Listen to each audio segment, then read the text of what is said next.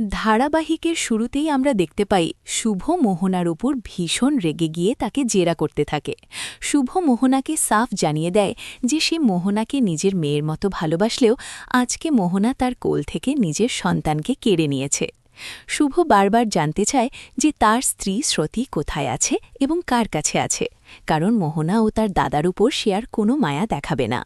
পরবর্তী সিনে আমরা দেখতে পাই দেখা যায় আরিয়া নিজেকে শান্ত করার চেষ্টা করছে।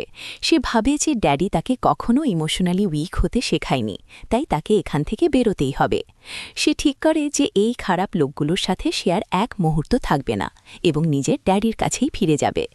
অন্যদিকে আরিয়ার কোনো খোঁজ না পাওয়ায় তার বাবা ফোনে লোকজনকে শাসাতে থাকে যে আরিয়ার কোনো ক্ষতি হলে সে কাউকে ছাড়বে না। এরপরের সিনে আমরা দেখতে পাই মোহনা কান্নায় ভেঙে পড়ে তার দাদাকে ফোন করে। মোহনা তার দাদাকে জানায় যে সে এতদিন ভুল মানুষকে বিশ্বাস করে নিজের দাদার সাথে যোগাযোগ রাখেনি, কিন্তু আজ তারাই তাকে চরম অপমান করেছে। মোহনা তার দাদাকে কাকুতি মিনতি করে তাকে ওই বাড়ি থেকে নিয়ে যাওয়ার জন্য। অন্যদিকে রায় পরিবারের সদস্যরা শ্রুতিকে খুঁজে পাওয়ার লড়াই নিয়ে আলোচনা করে এবং আকাশ সেনের শয়তানি নিয়ে আতঙ্কিত হয়ে পড়ে। ঠিক তখনই আমরা দেখতে পাই আকাশ সেন রায়বাড়িতে এসে উপস্থিত হয়। সে মনে মনে প্রতিজ্ঞা করে যে ২০ বছর আগের অপমানের বদলা সে আজ নেবেই।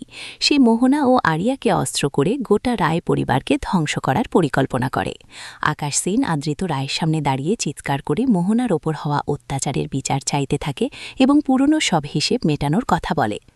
শেষ সিনে আমরা দেখতে পাই এক বিশাল টুইস্ট আসে যখন মোহনা তার দাদাকে বলে যে সে কোনো ক্ষতি করেনি, বরং আকাশ সেনই সব ক্ষতি করেছে।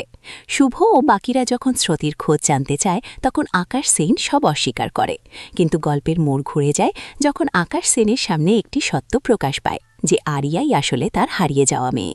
তো বন্ধুরা, এই ছিল আজকের এপিসোড। পরবর্তী এপিসোড সবার আগে পেতে আমাদের চ্যানেলটি এক্ষুনি সাবস্ক্রাইব করুন।